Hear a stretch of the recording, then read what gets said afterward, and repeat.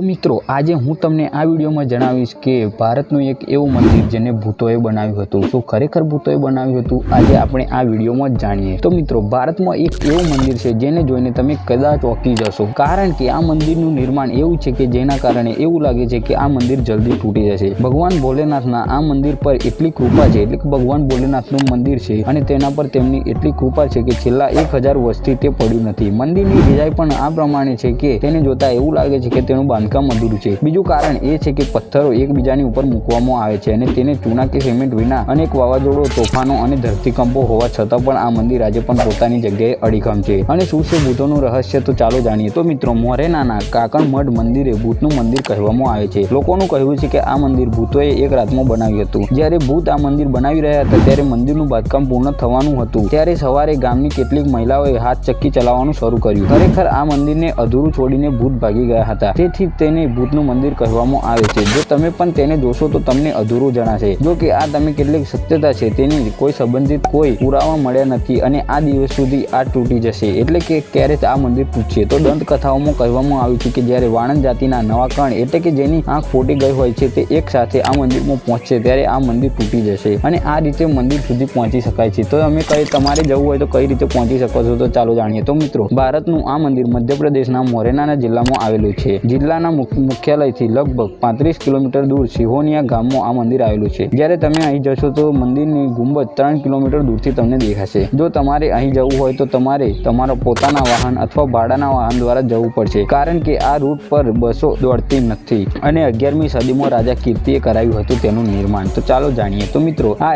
115 ફૂટ ઊંચું મંદિર એક શિવાલય છે, એટલે કે ભગવાન શિવનું વિશાળ મંદિર છે। મંદિરની ખંડેર હાલતમાં છે, એટલે કે મંદિર ખંડેરની હાલતમાં છે। મંદિરમાં પ્રવેશતા તમારે થોડી સીડીઓ ચડવી પડશે, આ પછી તમે શિવલિંગના દર્શન કરી શકશો। મંદિરમાં પ્રવેશતા પહેલા તમને બંને બાજુએ ઘણા સ્તંભો જોશો। ઇતિહાસકારોના મતે આ મંદિરનું નિર્માણ 11મી સદીમાં કાચવાહા વંશના રાજા કીર્તિ રાજાએ કરાવ્યું હતું। રાજાની પત્ની રાણી કકનાવતી શિવની ભક્ત હતી, જેના કારણે આ મંદિરનું નામ રાણીના નામ પરથી કકનમઠ પડ્યું છે। એવું માનવામાં આવે છે કે વાવાઝોડાના કારણે નજીકના ઘણા નાના મંદિરો નાશ પામ્યા છે।